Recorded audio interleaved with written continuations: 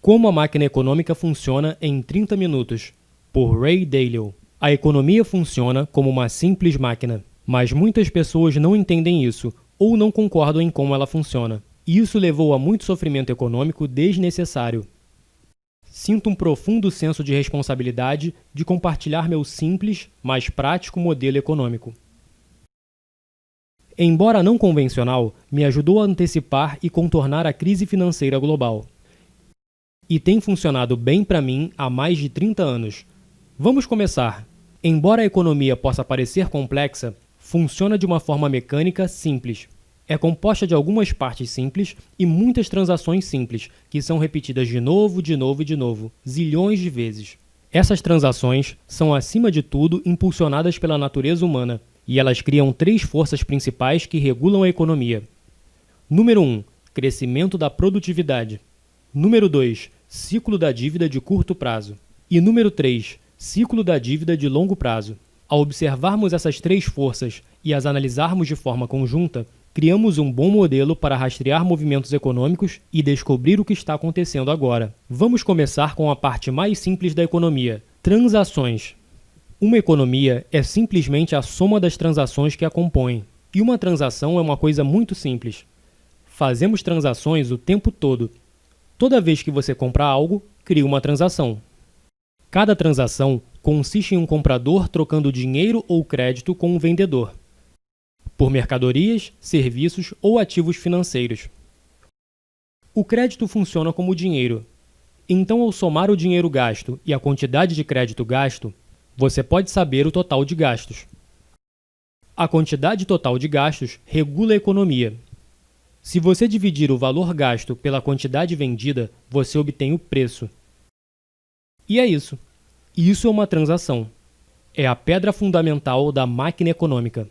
Todos os ciclos e todas as forças em uma economia são impulsionadas por transações. Então, uma vez que entendemos as transações, podemos entender a economia como um todo. Um mercado consiste em todos os compradores e todos os vendedores que fazem transações pela mesma coisa. Por exemplo, há um mercado de trigo, um mercado de carros, um mercado de ações e mercados para milhões de coisas. E uma economia consiste em todas as transações de todos os seus mercados. Se você somar o gasto total e a quantidade total vendida em todos os mercados, você tem tudo o que precisa saber para entender a economia.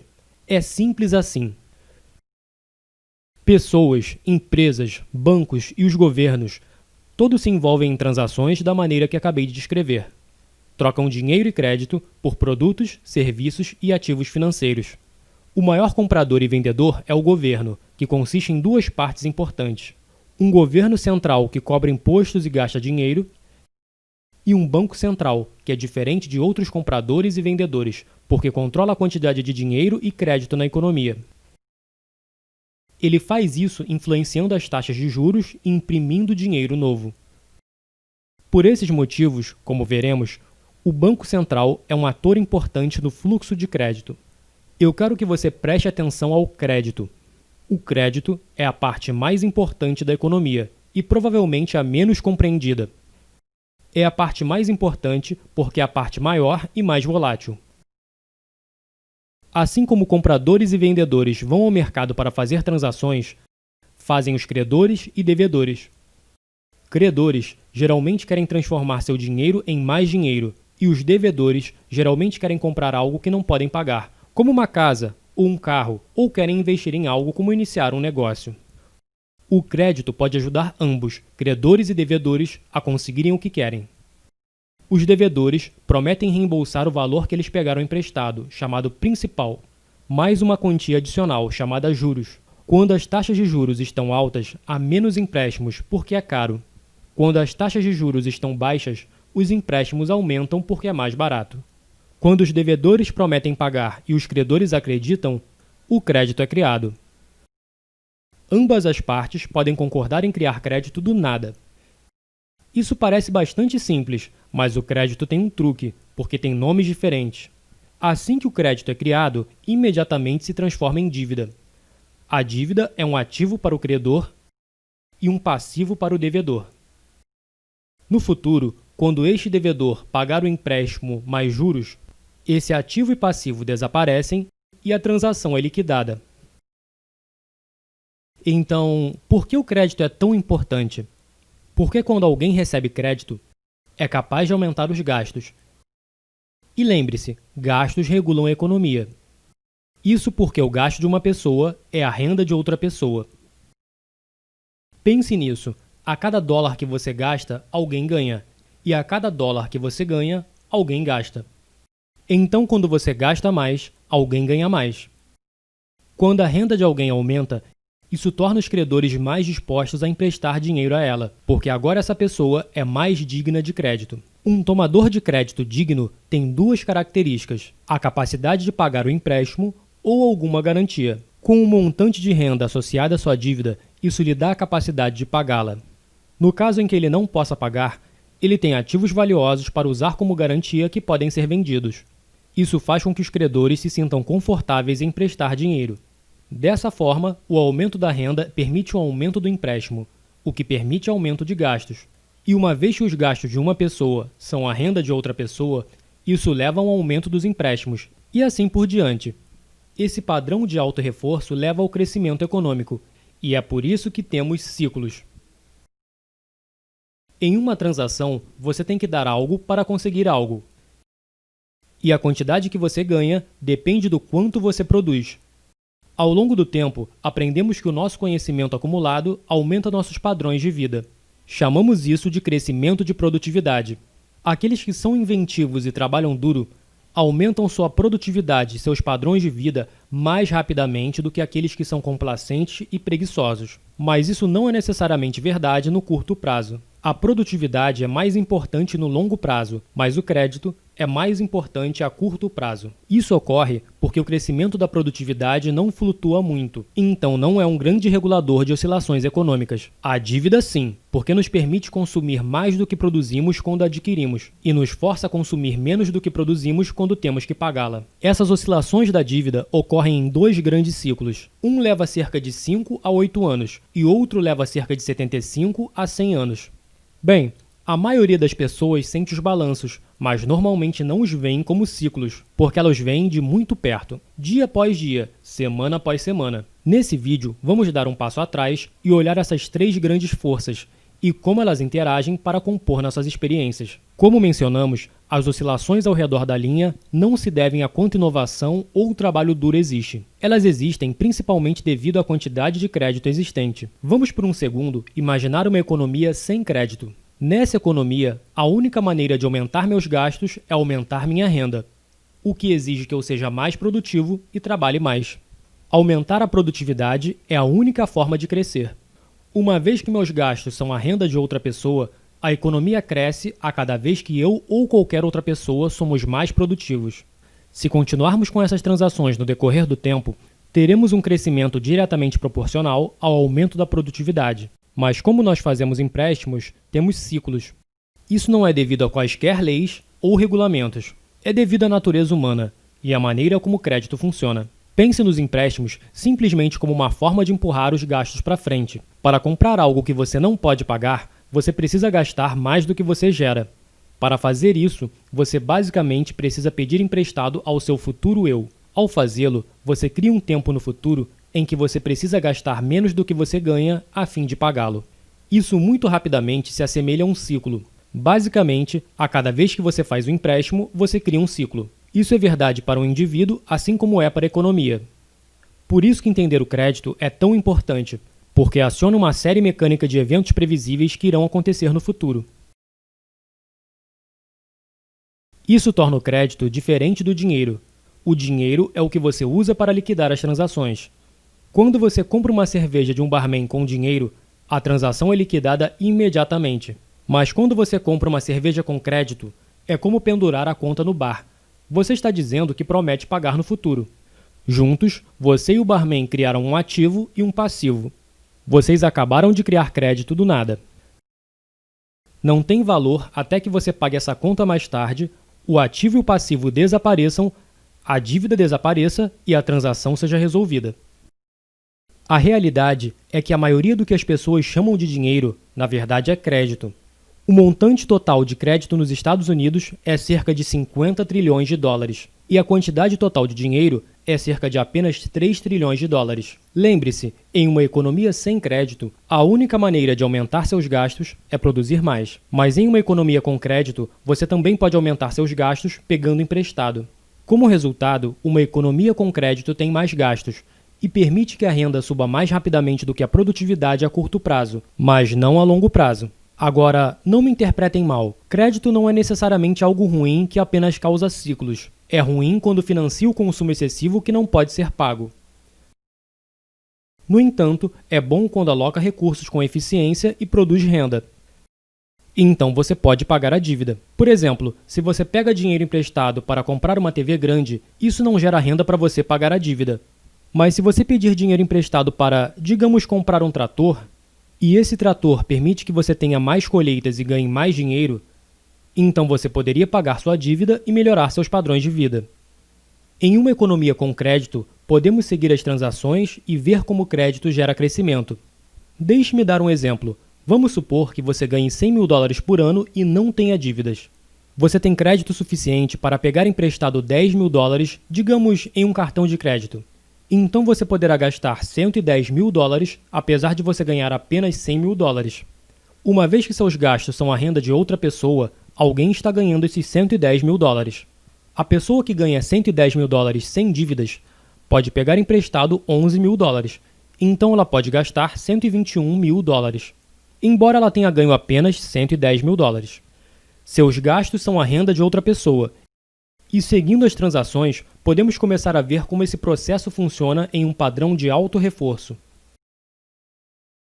Mas lembre-se, o empréstimo cria ciclos, e se o ciclo subir, ele eventualmente precisará descer. Isso nos leva ao ciclo da dívida de curto prazo. À medida que a atividade econômica aumenta, vemos uma expansão, que é a primeira fase do ciclo da dívida de curto prazo. Os gastos continuam a aumentar e os preços começam a subir. Isso acontece porque o aumento dos gastos é alimentado pelo crédito, que pode ser criado instantaneamente do nada. Quando a quantidade de gastos e receitas cresce mais rápido do que os preços de produção de bens, os preços aumentam. Quando os preços aumentam, chamamos isso de inflação. O Banco Central não quer muita inflação, porque isso causa problemas. Ao ver os preços subirem, ele aumenta as taxas de juros. Com maior taxa de juros, menos pessoas podem pegar dinheiro emprestado e o custo das dívidas aumenta. Pense nisso como os pagamentos mensais no seu cartão de crédito subindo. Como as pessoas fazem menos empréstimos e têm maiores dívidas a pagar, elas têm menos dinheiro sobrando para gastar, então o gasto diminui. E uma vez que o gasto de uma pessoa representa o ganho de outra pessoa, a renda diminui como um todo, gerando uma reação em cadeia. Quando as pessoas gastam menos, os preços caem. Chamamos isso de deflação. A atividade econômica diminui e temos uma recessão. Se a recessão se tornar muito grave e a inflação não for mais um problema, o Banco Central reduzirá as taxas de juros e fará de tudo para se recuperar novamente. Com baixas taxas de juros, os valores dos empréstimos são reduzidos e vemos outra expansão. Como você pode notar, a economia funciona como uma máquina. No ciclo da dívida de curto prazo, os gastos são limitados apenas pela disposição dos credores e devedores ao fornecer e receber crédito. Quando o crédito está facilmente disponível, há uma expansão econômica. Quando o crédito não está facilmente disponível, há uma recessão. E note que esse ciclo é controlado principalmente pelo Banco Central. O ciclo da dívida de curto prazo normalmente dura de 5 a 8 anos e acontece repetidamente por décadas. Mas observe que as partes inferior e superior de cada ciclo terminam com mais crescimento do que o ciclo anterior e com mais dívida. Por quê? Porque as pessoas empurram para frente. Elas têm uma tendência a pegar emprestado e gastar mais em vez de pagar suas dívidas.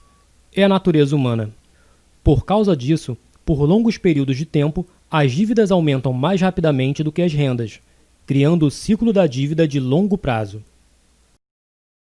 Apesar das pessoas tornarem-se mais endividadas, os credores as oferecem mais crédito estendido. Por quê? Porque todo mundo pensa que as coisas estão indo muito bem.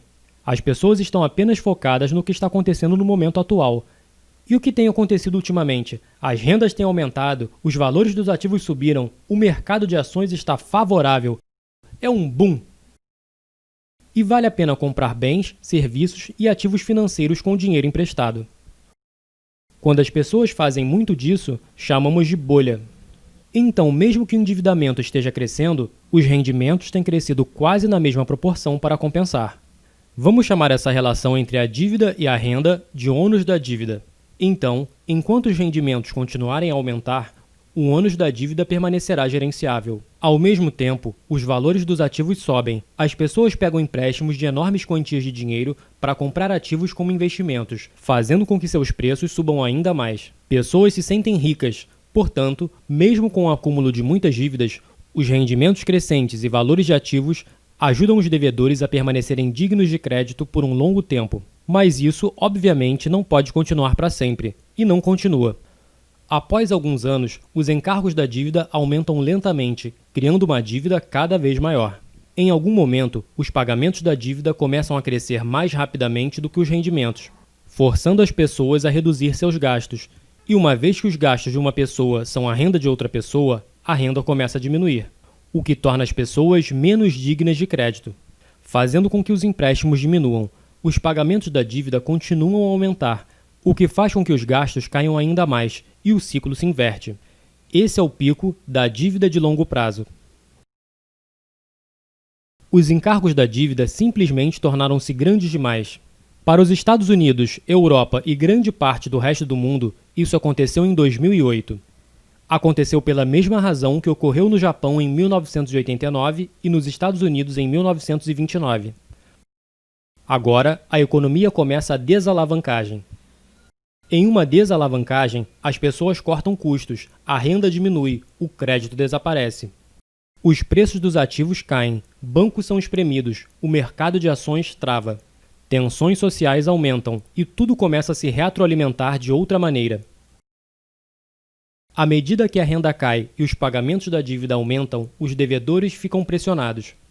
Sem disponibilidade de crédito, os devedores não podem mais pegar dinheiro emprestado suficiente para pagar suas dívidas. Lutando para preencher esse buraco, os devedores são forçados a vender ativos.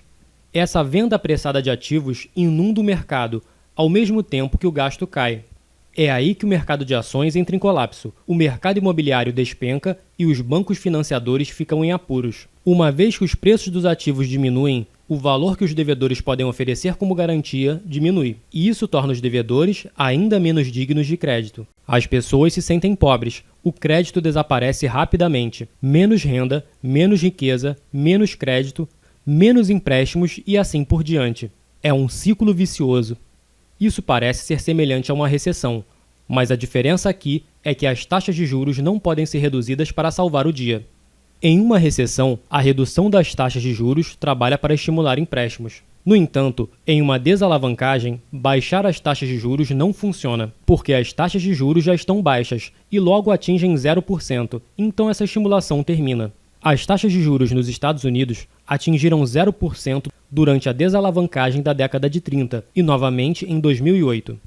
A diferença entre uma recessão e uma desalavancagem é que em uma desalavancagem, os encargos da dívida simplesmente ficaram grandes demais e não podem ser aliviados com uma redução de juros. Os credores percebem que as dívidas se tornaram grandes demais para serem pagas. Os devedores perderam totalmente sua capacidade de pagar e suas garantias perderam valor. Eles se sentem prejudicados pela dívida, eles nem sequer querem pagar mais. Credores param de emprestar, os devedores param de fazer empréstimo. Pense na economia como não sendo digna de crédito, assim como o indivíduo. Então, o que você faz quando há uma desalavancagem? O problema é que os encargos da dívida são muito altos e devem ser reduzidos. Existem 4 maneiras que isso pode acontecer. Número 1. A população, as empresas e os governos reduzem seus gastos. Número 2. As dívidas são reduzidas por meio de inadimplências e renegociações. Número 3. As riquezas são redistribuídas dos ricos para os que não têm. E por último, número 4.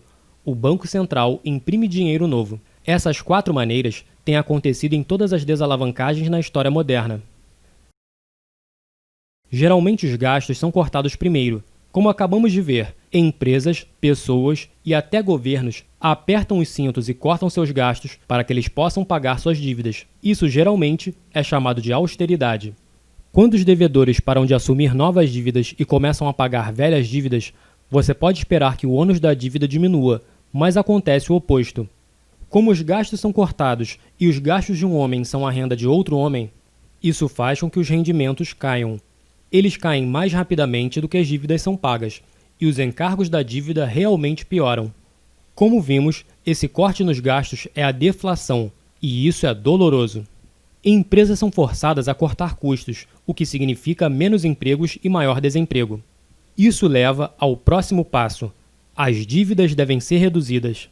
Muitos devedores se veem incapazes de pagar seus empréstimos, e as dívidas dos devedores são os ativos dos credores. Quando os tomadores de empréstimo não pagam o banco, as pessoas ficam nervosas, achando que o banco não será capaz de pagá-las, então correm para sacar seu dinheiro dos bancos. Os bancos se espremem, e as pessoas, empresas e bancos deixam de pagar suas dívidas. Essa severa contração econômica é uma depressão.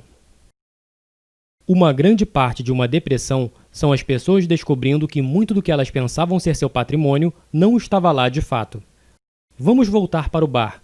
Quando você comprou a cerveja e pendurou a conta, prometeu pagar ao barman.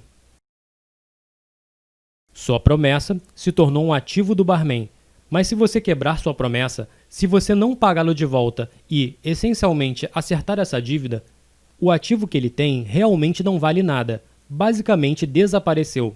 Muitos credores não querem que seus ativos desapareçam e concordam com uma renegociação de dívidas.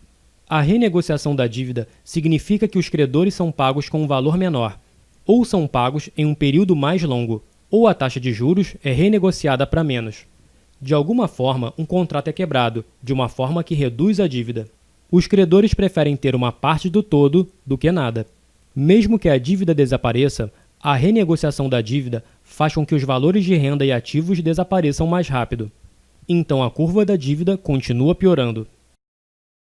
Assim como cortar custos, a redução da dívida também é dolorosa e deflacionária.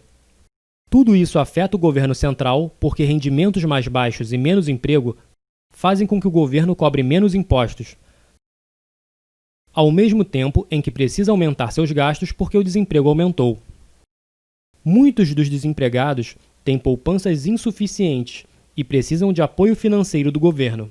Além disso, os governos criam planos de incentivo e aumentam seus gastos para compensar a queda da economia. O déficit orçamentário do governo explode na desalavancagem, porque gasta mais do que ele ganha em impostos. É isso que acontece quando você ouve sobre o déficit orçamentário nas notícias. Para cobrir seu déficit, o governo precisa aumentar os impostos ou pedir dinheiro emprestado. Mas com a renda caindo e tantos desempregados, de onde esse dinheiro virá? Dos ricos. Uma vez que o governo precisa de mais dinheiro e como a riqueza está fortemente concentrada nas mãos de uma pequena porcentagem da população, os governos naturalmente aumentam impostos sobre os ricos, o que facilita a redistribuição da riqueza na economia entre os que têm e os que não têm. Os que não têm e estão sofrendo começam a ressentir os ricos que têm. Os ricos se sentindo pressionados pela economia fraca, com preços de ativos em queda e impostos mais altos, começam a se ressentir com os que não têm.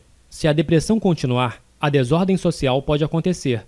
As tensões não só aumentam dentro dos países, mas podem aumentar entre os países, especialmente entre os países devedores e os países credores. Essa situação pode levar a mudanças políticas, que podem às vezes ser extremas. Na década de 30, isso levou Hitler a entrar em guerra de poder na Europa e a uma depressão nos Estados Unidos. A pressão para fazer algo para acabar com a depressão aumenta. Lembre-se, aquilo que as pessoas pensavam que era dinheiro era, na verdade, crédito. Então, quando o crédito desaparece, as pessoas não têm dinheiro suficiente. As pessoas estão desesperadas por dinheiro. E você se lembra quem pode imprimir dinheiro? O Banco Central pode. Com a redução das taxas de juros para quase zero, ele é forçado a imprimir dinheiro. Ao contrário do corte de gastos, redução da dívida e redistribuição de riqueza, imprimir dinheiro é inflacionário e estimulante. Inevitavelmente, o Banco Central imprime dinheiro novo do nada e usa-o para comprar ativos financeiros e títulos do governo. Aconteceu nos Estados Unidos durante a Grande Depressão e novamente em 2008, quando o Banco Central dos Estados Unidos, o Federal Reserve, imprimiu mais de 2 trilhões de dólares. Outros bancos centrais ao redor do mundo poderiam imprimir um monte de dinheiro também. Comprar ativos financeiros com esse dinheiro ajuda a aumentar os preços dos ativos, o que torna as pessoas mais dignas de crédito. Entretanto, isso só ajuda aqueles que possuem ativos financeiros. Veja, o Banco Central pode imprimir dinheiro, mas só pode comprar ativos financeiros. O governo central, por outro lado, pode comprar bens e serviços e colocar dinheiro nas mãos das pessoas, mas não pode imprimir dinheiro. Para estimular a economia, os dois devem cooperar. Ao comprar títulos do governo, o Banco Central essencialmente empresta dinheiro ao governo, permitindo que ele supere o déficit e aumente os gastos com bens e serviços através de seus programas de incentivo e benefícios de desemprego. Isso aumenta a renda do povo, assim como a dívida do governo. No entanto, diminui o total do ônus da dívida. Esse é um período muito arriscado. A política precisa equilibrar as 4 maneiras pelas quais os encargos da dívida diminuem. As formas deflacionárias precisam equilibrar-se com as formas inflacionárias, a fim de manter a estabilidade. Se equilibrada corretamente, pode haver uma bela desalavancagem. Veja, uma desalavancagem pode ser feia ou pode ser bonita. Como uma desalavancagem pode ser bonita? Mesmo que uma desalavancagem seja uma situação difícil, lidar com uma situação difícil da melhor maneira possível é bonito.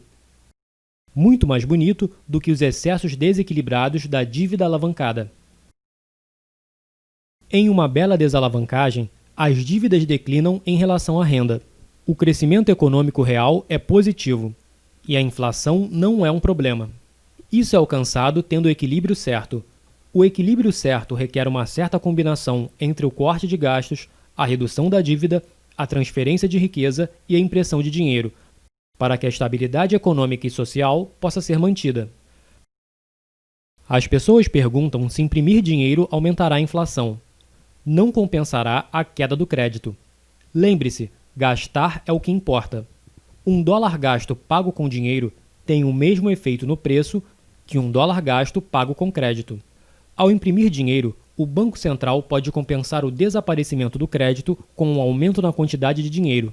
A fim de mudar as coisas, o Banco Central precisa não apenas aumentar o crescimento da renda, mas também fazer com que a taxa de crescimento da renda seja maior do que a taxa de juros da dívida acumulada. Então, o que quero dizer com isso? Basicamente, a renda precisa crescer mais rápido do que a dívida cresce. Por exemplo, vamos supor que um país que está passando por uma desalavancagem tem uma relação dívida sobre a renda de 100%. Isso significa que o montante da dívida que possui é o mesmo que a quantidade de renda que todo o país obtém em um ano. Pense agora na taxa de juros sobre essa dívida. Digamos que seja de 2%. Se a dívida está crescendo a 2% por causa dessa taxa de juros, a renda está crescendo apenas em torno de 1%. Você nunca reduz o peso da dívida. Você precisa imprimir dinheiro suficiente para fazer com que a taxa de renda cresça acima da taxa de juros. No entanto, imprimir dinheiro poderia ser facilmente abusivo, porque é algo muito fácil de fazer, e as pessoas preferem esse tipo de alternativa. A chave é evitar imprimir dinheiro demais e causar inaceitavelmente alta inflação, da mesma forma que a Alemanha fez durante a desalavancagem na década de 20. Se a política alcançar o equilíbrio certo, uma desalavancagem não é tão dramática. O crescimento é lento, mas os encargos da dívida diminuem. Isso é uma bela desalavancagem.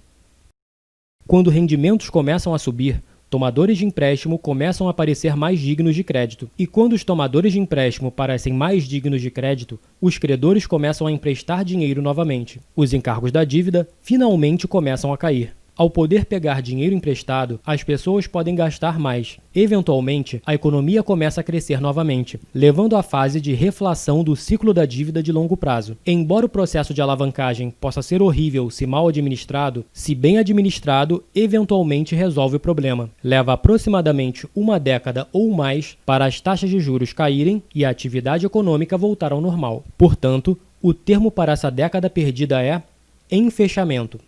Obviamente, a economia é um pouco mais complicada do que esse modelo sugere.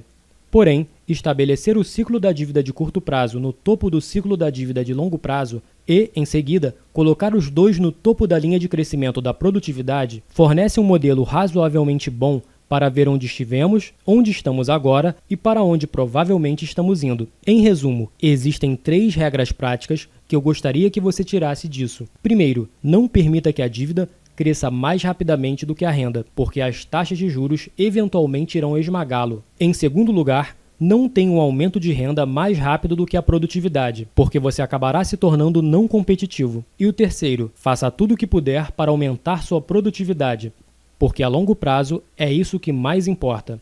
Esse é um conselho simples para você e é um conselho simples para os formuladores de políticas. Você pode se surpreender, mas a maioria das pessoas, incluindo os formuladores de políticas, não prestam atenção suficiente a isso. Esse modelo funcionou para mim e espero que funcione para você. Obrigado. Tradução do vídeo Como a Máquina Econômica Funciona, de Ray Dalio.